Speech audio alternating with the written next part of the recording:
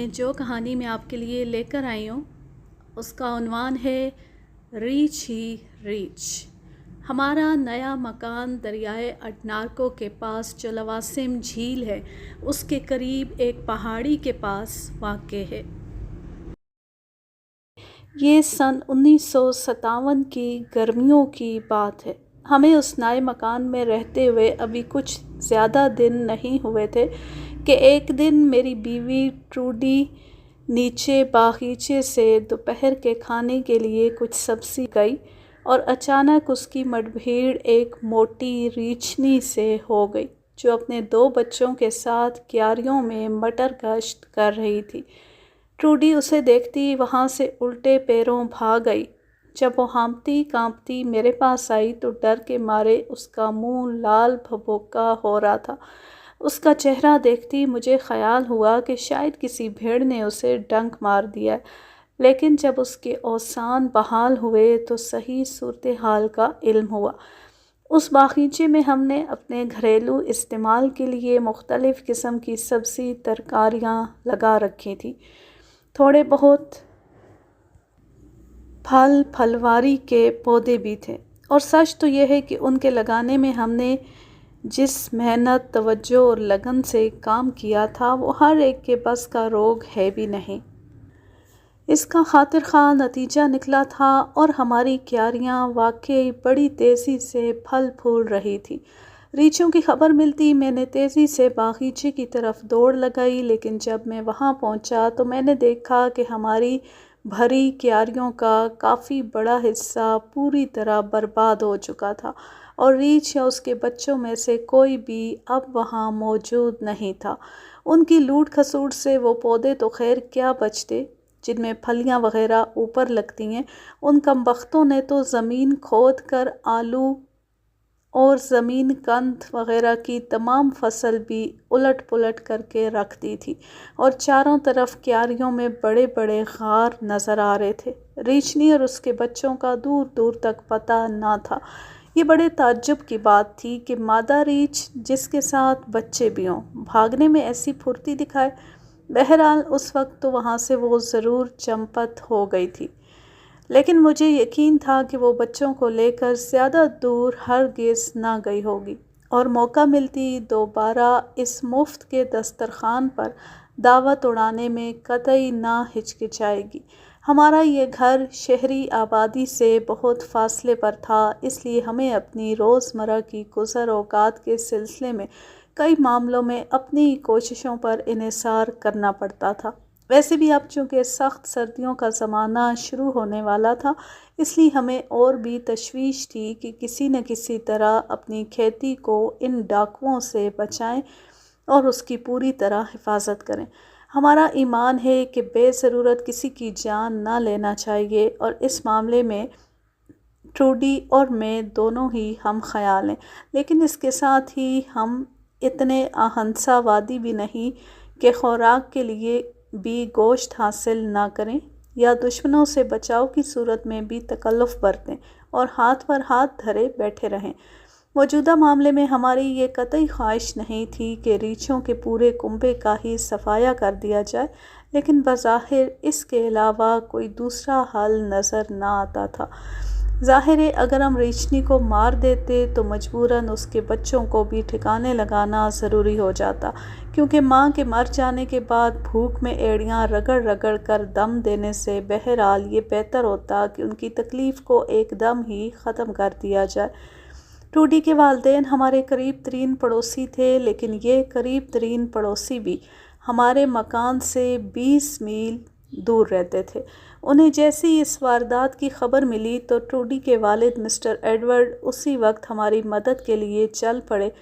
Edward صاحب بھی ہماری اس خصلت سے واقف تھے کہ ہم بے جا خون خرابے کے قائل نہیں ہیں، اس لیے شام کا کھانا کھانے کے بعد جب اس مسئلے پر بات چیت شروع ہوئی تو انہوں نے مشورہ دیا کہ بجائے ریچھنی کو مارنے کے اگر اس کا صرف ایک بچہ مار دیا جائے تو زیادہ مناسب رہے گا۔ انہوں نے خیال ظاہر کیا کہ اس طرح ریچھنی ڈر جائے گی اور اپنے دوسرے بچے کی حفاظت کے خیال سے اسے لے کر چلی جائے گی، ظاہر ہے آئندہ کبھی ادھر کا رخ نہیں کرے گی۔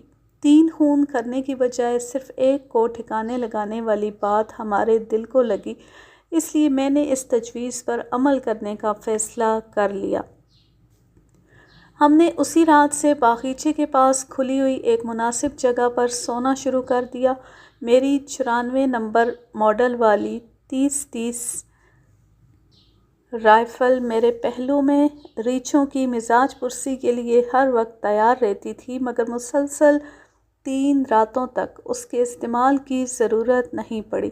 لیکن چوتھی رات کے اختتام پر جب صبح کا اجالا پھیلنا شروع ہو گیا تو وہی موٹی ریچھنی اپنے بچوں کے ساتھ پھر آدھمکی اور پہلے کی طرح کیاریوں کو الٹنا پلٹنا شروع کر دیا۔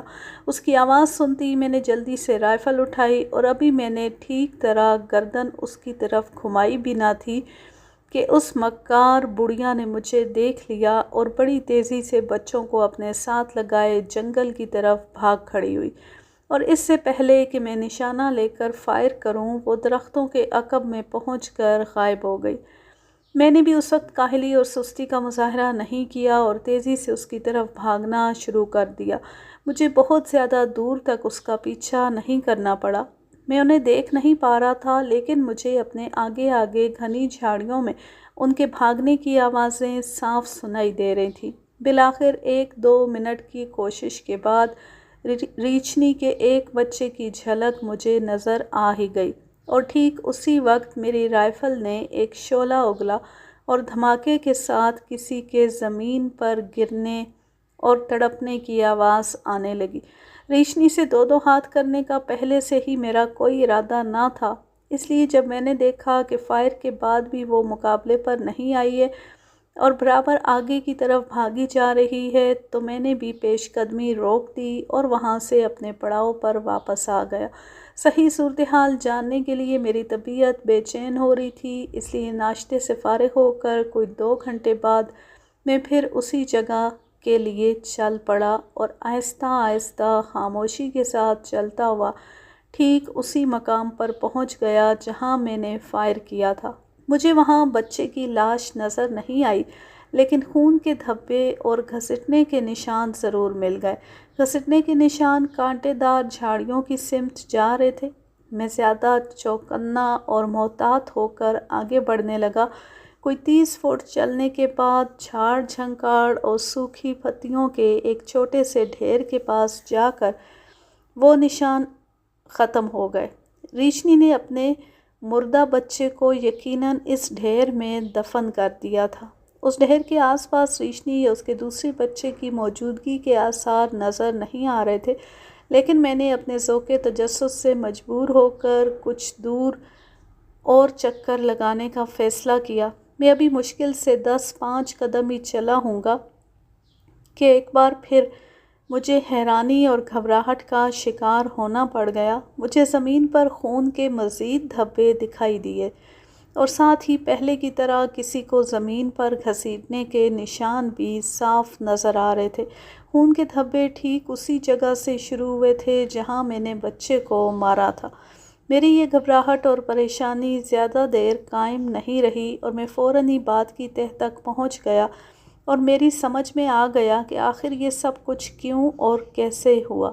جب میں نے فائر کیا تو اس وقت ریچھنی کے آگے آگے دونوں بچے قدم سے قدم ملائے ایک ساتھ دوڑ رہے تھے۔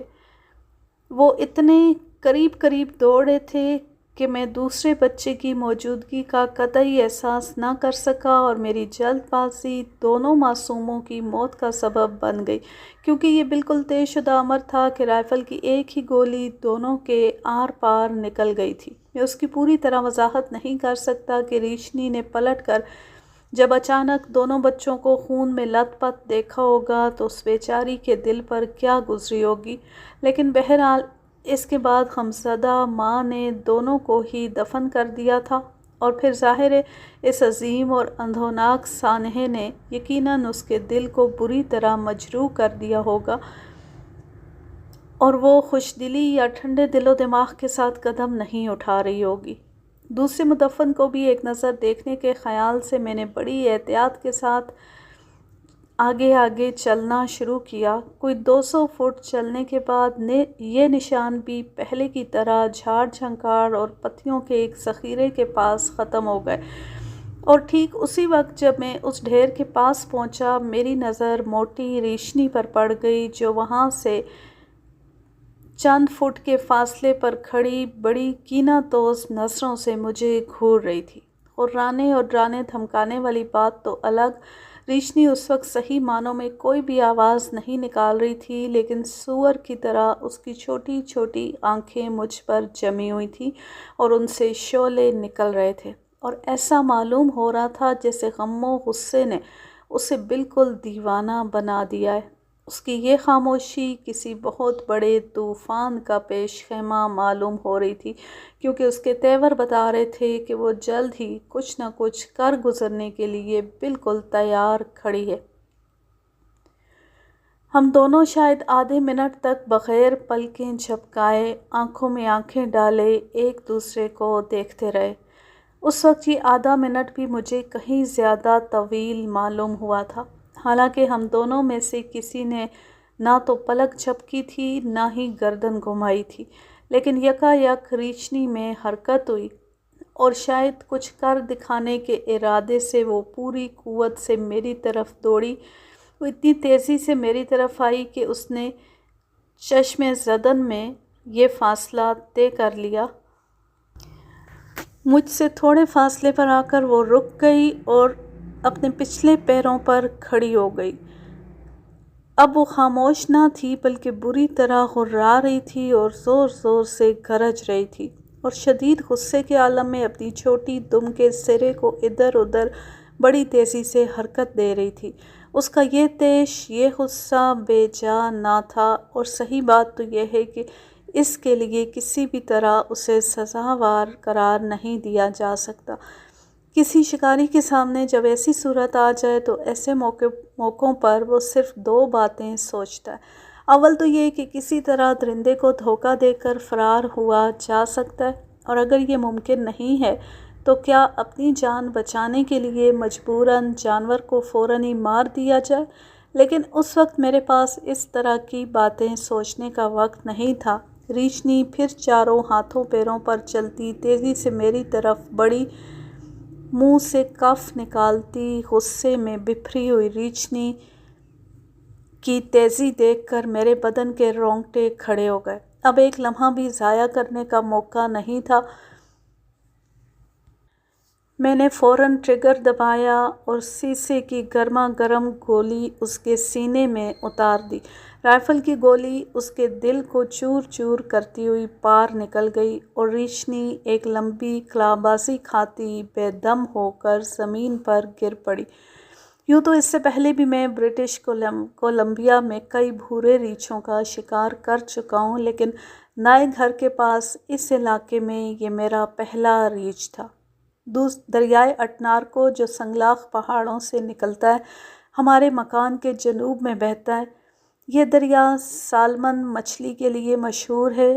شروع ستمبر سے ہی یہاں ان کی اچھل کود شروع ہو جاتی ہے، اور جب دریا میں ہر طرف ان کی گول گول چمکیلی آنکھیں تھرکتی دکھائی دینے لگتی ہیں تو ان کے شکار کے لیے ریچھ بیتابانہ پہاڑوں سے اترنے لگتے ہیں۔ یہ مچھلی ریچھوں کی مرغوب غذا ہے، اور نومبر دسمبر کی سخت سردیوں میں وہ ان پر ندیدوں کے انداز میں بری طرح سے ٹوٹ پڑتے ہیں۔ ایک بار اس دریا کے صرف 7 میل کے گھیرے میں ہی میں نے 10 بڑے ریچھوں اور 5 بچوں کو شمار کیا تھا۔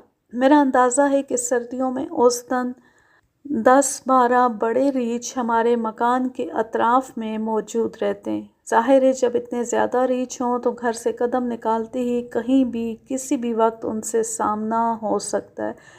مثلاً مجھے اچھی طرح یاد ہے کہ اکتوبر 65 کے اختتام پر جب میں اناج کاٹنے، گہانے اور پھٹکنے وغیرہ جیسے تمام کاموں سے فارغ ہو کر اسے محفوظ جگہ پر رکھ چکا تو ایک دن میں ٹروڈی اور اپنی 8 سالہ بچی سوسن کو اوپر پہاڑ کی طرف لے کر چلا تاکہ اپنے چاروں گھوڑوں کو پہاڑی کیمپ میں، جسے ہم بالائی چراگاہ بھی کہتے ہیں، چھوڑ آئیں۔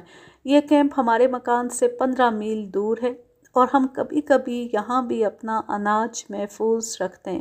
چراگاہ کی طرف جاتے ہوئے راستے میں ہمیں ایک مادہ ریچھ اپنے 3 بچوں کے ساتھ گھومتی ہوئی دکھائی دی، اور بجائے اس کے کہ ہمیں دیکھ کر اپنے بچوں کے ساتھ وہ ادھر ادھر ہو جاتی، وہ ایک دم مشتعل ہو کر آمادہ پیکار ہو گئی۔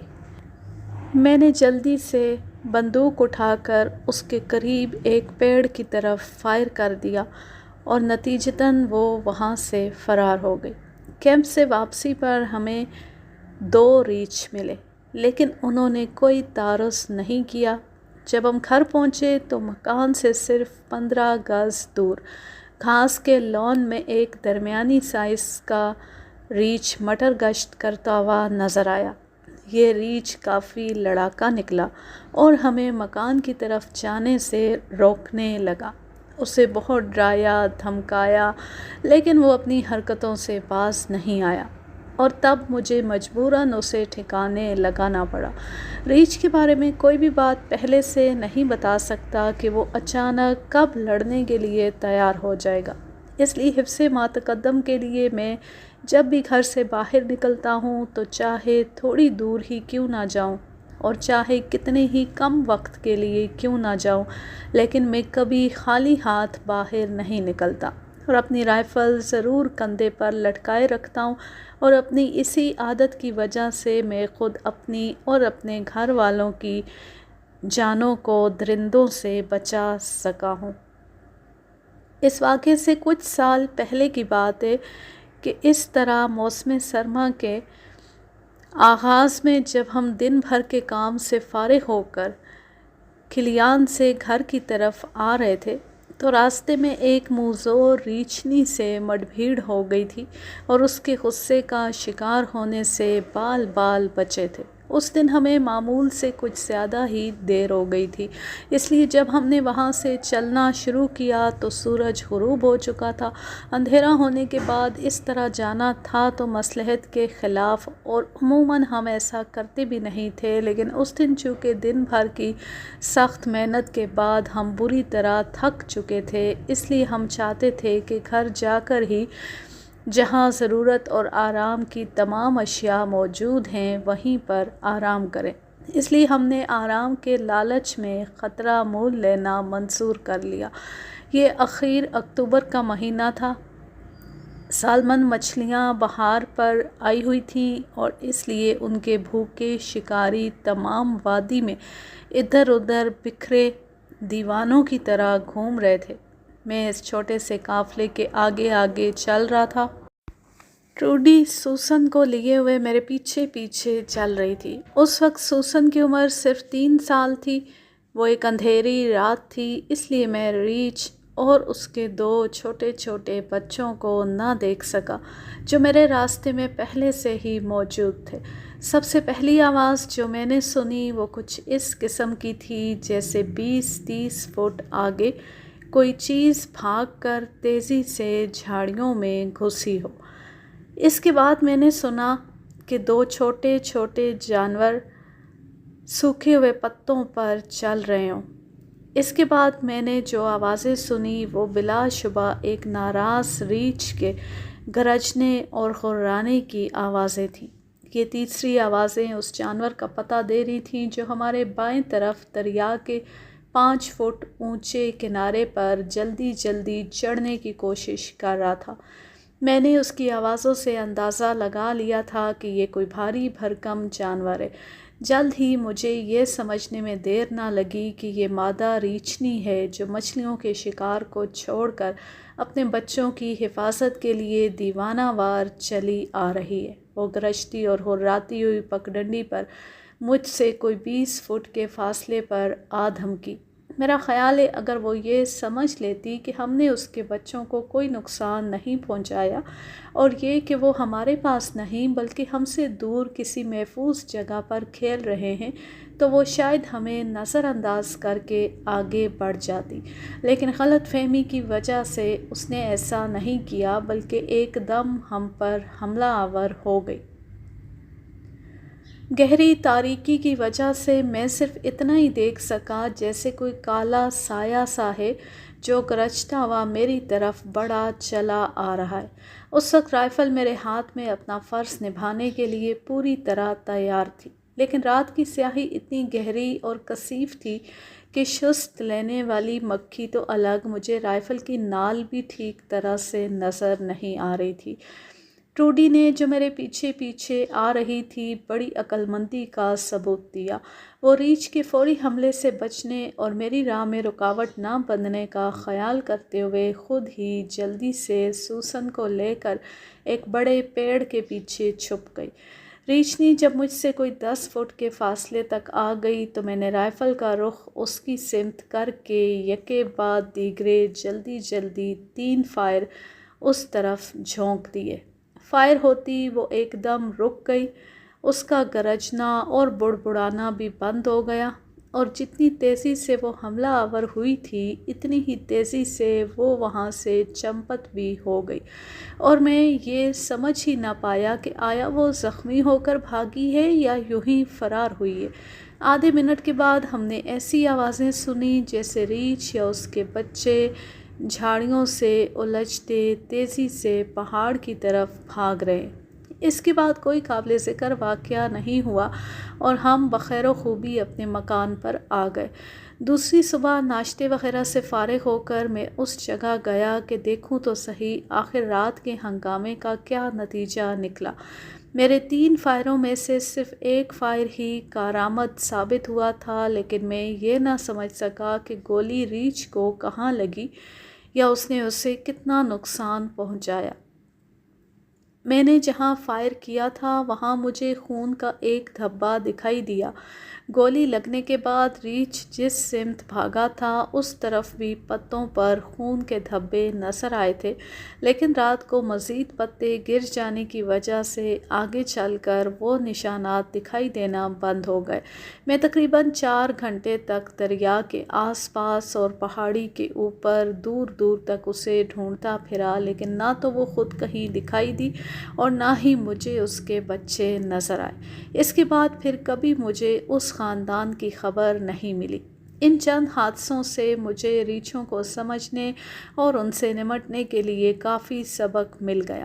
میں اب ہمہ وقت چوکنا رہتا تھا اور حقیقتاً اس بات کی ضرورت بھی تھی کہ میں ہر وقت ان سے مڑ بھیڑ کے لیے تیار رہوں، اس لیے کہ نہ معلوم آئندہ کب اور کہاں ان سے سامنا ہو جائے۔ مئی سن 1965 کی بات ہے کہ ایک دن صبح سویرے مجھے گھر سے گایوں کے باڑے کی مرمت کے لیے جانا پڑ گیا۔ جب میں گھر سے چلا ہوں تو صبح کی سفیدی پھیلنا شروع ہو گئی تھی۔ باڑہ دریا کے پاس ہمارے مکان سے تقریباً 2 میل دور تھا۔ چونکہ مجھے وہاں ایک جنگلے کی مرمت کرنا تھی اس لیے میں اس وقت اپنے ساتھ ایک کلہاڑی بھی لیے ہوئے تھا اور اپنی 30 بائی 30 ونچسٹر رائفل نائلون کی رسی سے باندھ کر گلے میں لٹکا رکھی تھی۔ اس وقت مجھے کسی ریچھ سے ملاقات ہو جانے کی قطعاً توقع نہ تھی، کیونکہ بھورے ریچھ اس زمانے میں جبکہ سامن مچھلیاں بھی دکھائی نہیں دیتی شاذ ہی پہاڑ سے اترتے ہیں۔ ہاں البتہ کالے ریچھ یا تیندوے کی جھلک کبھی کبھی ضرور دکھائی دے جاتی ہے۔ چونکہ میں نے اپنی عادت بنا لی تھی کہ ہر وقت رائفل ضرور اپنے ساتھ رکھوں، اس لیے اس وقت بھی جبکہ میں صرف ایک بڑائی کا کام کرنے کے لیے ہی گھر سے نکلا تھا بغیر رائفل کے نہیں چلا تھا۔ وہ ایک بہترین موسم بہار کا زمانہ تھا۔ جس راستے پر میں چل رہا تھا اس کے بائیں طرف اٹنارکو بہہ رہا تھا اور اس وقت پتھروں سے اس کے پانی کے ٹکرانے کا شور بھی ایک بہترین ساز کا لطف دے رہا تھا۔ ان قدرتی مناظر سے لطف اندوز ہوتا ہوا اپنے خیالوں میں مگن میں جب اس موڑ پر پہنچا جہاں صنوبر اور سنبل کے درختوں کے درمیان ایک چھوٹا سا صاف اور کھلا ہوا قطعہ بھی تھا، اور جہاں سورج کی کرنیں بغیر رکاوٹ کے زمین پر پڑ رہی تھیں، تو اچانک میں نے دیکھا کہ وہاں ایک زبردست قسم کا جغادری ریچھ کھڑا ہے۔ اس طرح یکا یک اور خلاف توقع سامنا ہو جانے کی وجہ سے میری حیرت کی انتہا نہ رہی۔ میرے پاؤں چلتے چلتے خود بخود رک گئے اور میں ہکا بکا اسے دیکھتا رہ گیا۔ میری حیرت اس لیے بھی بجا تھی کہ اتنا بڑا ریچھ، جبکہ میں بلا شبہ سینکڑوں ریچھوں کو دیکھ چکا ہوں، اس سے پہلے میری نظر سے نہیں گزرا تھا۔ ریچھ نے مجھے پہلے ہی دیکھ لیا تھا، بلکہ میرا خیال ہے کہ یقیناً وہ کم و بیش آدھے منٹ سے، جب سے میں نے پگڈنڈی کے پہلے موڑ پر چلنا شروع کیا تھا، تبھی سے وہ مجھ پر نگاہ رکھے ہوئے تھا۔ ہماری آنکھیں ایک دوسرے سے ٹکرائیں اور بجائے اس کے کہ وہ کچھ دیر تک ایک دوسرے میں الجھی رہتی، وہ ایک دم تیزی سے میری طرف آتی دکھائی دی۔ میں نے ایک جگہ رکے ہوئے اس کی صرف ایک جھلک ہی دیکھی تھی، شاید سیکنڈ کے 10ویں حصے سے بھی کم مدت کے لیے، اور اب پلک جھپکتے وہ آندھی طوفان کی طرح میری طرف بڑھا چلا آ رہا تھا، بڑی وحشیانہ اور جابرانہ انداز میں، اور اتنی تیزی کے ساتھ جیسے وہ بس مجھے کچل کے ہی دم لے گا۔ اس کی تیزی کی مثال اس شکاری کتے سے دی جا سکتی ہے جو شکار کو قریب دیکھ کر ایک دم تیزی سے لپکتا ہے۔ اس نے حملہ کرنے سے پہلے خطرے کی کوئی اطلاع بھی نہیں دی اور نہ ہی تنبیہ کی کوئی ہلکی سی بھی آواز نکالی، جیسا کہ درندے عموماً حملہ کرنے سے پہلے کرتے ہیں۔ اس کے بعد جو کچھ ہوا وہ بہت تیزی اور گھبراہٹ میں ہوا، اس لیے مجھے اس کی تفصیل یا صحیح حالات پوری طرح یاد نہیں ہیں، لیکن پھر بھی جہاں تک میری یادداشت کام کرتی ہے، میں نے کلہاڑی زمین پر گراتے ہوئے بجلی کی سی تیزی کے ساتھ رائفل کندھے سے اتار لی تھی، اور یہ دونوں کام مشینی انداز میں ایک ساتھ ہی کیے تھے۔ میرے پاس سیکنڈ کے 1000ویں حصے کے برابر بھی سوچنے اور سمجھنے کا وقت نہیں تھا، اور رائفل چلانے کے لیے ابھی مجھے 2 کام اور کرنے تھے۔ وہ یقیناً ایک طرح سے عجیب اور مضحکہ خیز منظر ہی رہا ہوگا، لیکن خدا کا شکر ہے کہ وہ دونوں کام بھی میں نے میکانیکی انداز میں انتہائی عجلت کے ساتھ لیکن بالکل ٹھیک ٹھیک انجام دیے۔ میری رائفل کے میگزین میں کارتوس تو تھے، لیکن اس کے چیمبر میں کارتوس نہیں تھا، اس لیے سب سے پہلا کام تو مجھے یہ کرنا تھا کہ میگزین سے چیمبر میں کارتوس لے آؤں، اور دوسرا کام تھا رائفل کی نال اوپر کر کے صحیح اور کارگر نشانہ لگاؤں۔ میں نے جب فائر کیا اس وقت ریچھ تقریباً میرے سر پر پہنچ چکا تھا۔ ان دنوں میں کمپنی کے تیار شدہ کارتوس ہی استعمال کرتا تھا، اور میں پھر شکر ادا کرتا ہوں کہ اتنی جلدی اور گھبراہٹ کے باوجود میں نے ریچھ کی دونوں آنکھوں کے درمیان ٹھیک اس جگہ کا کامیاب نشانہ لیا جہاں اس کی ناک کا اوپری نرم حصہ شروع ہوتا تھا۔ 170 گرین وزن والی نرم سیسے کی رائفل کی ایک ہی گولی نے ریچھ کے کالے سر میں ایک بڑا سوراخ کر کے اس کا بھیجا پاش کر دیا، لیکن وہ اتنا طاقتور ثابت ہوا کہ گولی کھانے کے بعد بھی اس کی رفتار میں مطلق فرق نہ آیا۔ حالانکہ گولی لگنے کے بعد اس کا سر جھک ضرور گیا تھا، لیکن اس کے باوجود وہ اسی طرح بڑھتا رہا۔ اس کی یہ تیزی زیادہ دیر قائم نہ رہ سکی اور وہ دھماکے کے ساتھ زمین پر گر گیا۔ زمین پر گرنے کے بعد نہ تو وہ تڑپا اور نہ ہی اس نے اپنے ہاتھ پیر چلائے۔ فائر کرنے کے بعد میں نے دوسرا کارتوس نال میں فوراً ہی لایا۔ جب وہ زمین پر گر گیا تو میں رائفل کا رخ اس کی طرف کیے 2-3 قدم پیچھے ہٹ کر اس کے پاس پہنچا۔ میں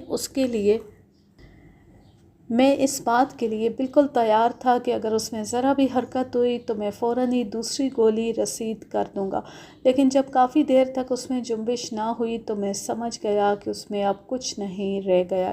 ریچھ کو مارنے کے بعد اس کی کھال جتنی جلدی اتاری جا سکے اتنا ہی اچھا ہے، لیکن اس وقت میرے اکیلے کے بس کا یہ روگ نہیں تھا، اس لیے باڑے کی طرف جانے کا ارادہ ملتوی کرتے ہوئے میں فوراً ہی گھر کی طرف واپس چل پڑا تاکہ میں ٹروڈی کو ساتھ لا کر اس کی مدد سے بلا تاخیر ریچھ کی کھال اتار سکوں۔ میرے ساتھ ٹروڈی اور سوسن دونوں ہی آ گئے۔ ریچھ کو مارنے کے بعد اس وقت میں حالات پر کچھ زیادہ غور نہ کر سکا تھا، اس لیے اب دوبارہ آ کر جو منظر مجھے دکھائی دیا اس نے مجھے بری طرح حیرت زدہ کر دیا۔ میں نے دیکھا کہ میری کلہاڑی ریچھ کی ناک سے صرف 6 فٹ دور پڑی تھی۔ اس کا صاف مطلب یہ تھا کہ جب میں نے فائر کیا اس وقت ریچھ رائفل کی نال سے صرف 3 فٹ کے فاصلے پر ہی رہ گیا تھا۔ وہ کسی دیو کی طرح بڑے ڈیل ڈول والا ایک بہت ہی زبردست قسم کا ریچھ تھا۔ اتنا بڑا ریچھ میں نے زندگی میں کبھی نہ دیکھا تھا۔ اس کی کنپٹیوں پر لمبے لمبے کھڑے بالوں نے اس کے چہرے کو اور بھی رعب دار بنا دیا تھا، اور گہرے رنگ کے بھورے بالوں کی وجہ سے جو ریشم کی طرح نرم اور چمکدار تھے، وہ ایک خوفناک اور خونی درندہ ہونے کے باوجود بہت ہی بھلا لگ رہا تھا۔ کافی غور و خوض کے باوجود میں یہ نہیں سمجھ پایا کہ بالکل پاگلوں کی طرح اس طرح خوفناک انداز میں حملہ کرنے کی آخر کیا تک تھی۔ وہ نر ریچھ تھا، اس لیے اس کے ساتھ بچوں کے ہونے کا سوال ہی نہیں اٹھتا، اور نہ ہی آس پاس کوئی ایسے نشانات موجود تھے جن سے یہ معلوم ہوتا کہ وہ کسی مرے ہوئے جانور کا گوشت کھا رہا تھا۔ میں نے بھورے ریچھوں کو خود کسی جانور کو مارتے ہوئے نہیں دیکھا، لیکن میرا خیال ہے کہ اگر کسی وجہ سے کوئی ہرن، پہاڑی بکری یا گائے زخمی ہو کر یا بیمار ہو کر اس کے سامنے پڑ جاتی ہو تو وہ ضرور خود ہی معمولی کوشش کر کے اس کا شکار کر لیتا ہوگا۔ ویسے ریچھ عموماً دوسروں کے مارے ہوئے جانوروں یا شکاری کی گولی سے زخمی ہوئے جانوروں کو ہی، جو بعد میں دور جا کر مر گئے ہوں، مفت کا دسترخوان سمجھ کر ہاتھ صاف کرتے دیکھا گیا ہے، لیکن اس طرح مال مفت مل جانے کے بعد وہ اس پر صرف اپنا ہی حق سمجھنے لگتا ہے، اور پھر چاہے وہ آدمی ہو یا جانور، کسی کو بھی اس کے پاس پھٹکنے نہیں دیتا۔ لیکن یہاں ایسا بھی کوئی معاملہ نہ تھا۔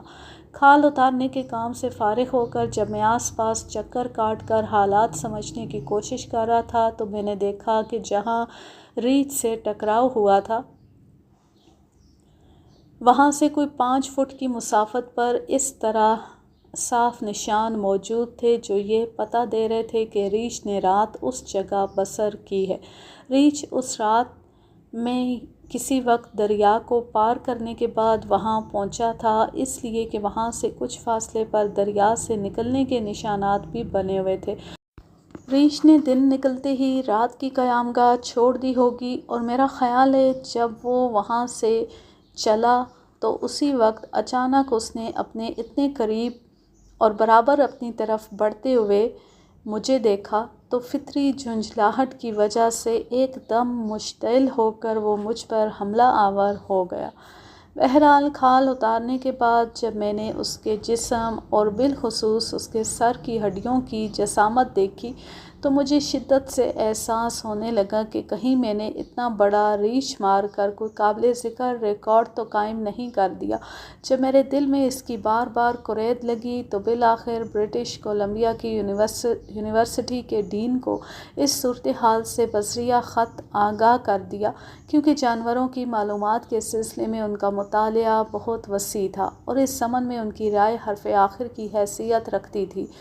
میرے خط کے جواب میں جلد ہی ان کا خط آ گیا کہ کسی طرح اس ریچھ کا سر اچھی طرح جانچ پڑتال کے لیے ان کے پاس بھجوا دوں۔ میں نے ان کی ہدایت پر عمل کیا۔ مئی سن 62 میں مجھے ان کا دوسرا خط ملا، اور ایک بار پھر میری حیرت کی انتہا نہ رہی جب میں نے اس میں پڑھا کہ میرے اندیشے صحیح ثابت ہوئے ہیں، کیونکہ ان کی تحریر کے بموجب اس وقت دنیا کے ریکارڈ کے مطابق اب تک شکار ہونے والے ریچھوں میں یہ سب سے بڑا ریچھ مارا گیا تھا۔ ڈین صاحب نے اپنے خط میں لکھا تھا کہ میری بے انتہا احتیاط کے مطابق اس ریچھ کی کھوپڑی 17.66 انچ لمبی اور 9.12/16 انچ چوڑی ہے، یعنی مجموعی لمبائی 26.13/16 انچ ہوئی۔ اس وقت تک کے ریکارڈ کے مطابق بڑی سے بڑی پیمائش 26.10/66 تھی۔ وہ ریچھ برٹش کولمبیا میں دریائے انلٹ کے پاس سن 54 میں مارا گیا تھا اور اس کی کھوپڑی برٹش کولمبیا یونیورسٹی میں ابھی تک محفوظ ہے۔ صرف 1 گز کے فاصلے سے فائر کرنے کی وجہ سے ریچھ کے سر کے داہنی طرف کی ہڈی کے پرخچے اڑ گئے تھے۔ گولی ٹھیک آنکھوں کے درمیان سے سوراخ کرتی ہوئی پیچھے کی طرف نکل گئی تھی۔ ہڈی ٹوٹ جانے کی وجہ سے قاعدے کے مطابق مجھے اس پر انعام تو نہ مل سکا، لیکن میرا یہی انعام کیا کم تھا کہ میں موت کے منہ سے بال بال بچا تھا، اور کیا یہ خوشی کی بات نہ تھی کہ میں نے دنیا کا سب سے بڑا ریچھ شکار کیا تھا۔ یوں یہ کہانی اپنے اختتام کو پہنچی۔ اب میں لیتی ہوں آپ سے اجازت۔ جہاں رہیں خوش رہیں، شاد و آباد رہیں، ہنستے مسکراتے رہیں۔ اللہ حافظ، اللہ نگہبان۔